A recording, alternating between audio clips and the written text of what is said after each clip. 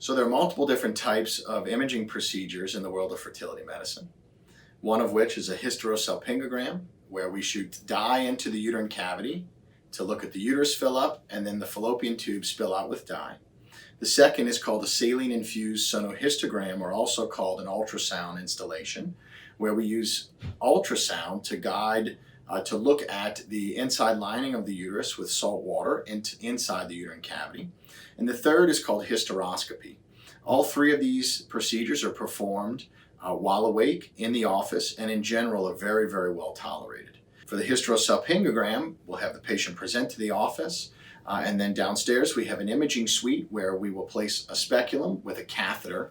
The catheter goes directly into the uterine cavity, and then we slowly infuse radio-opaque dye that shows up on x-ray. We do it all under real time. You get real-time results as we're doing the procedure.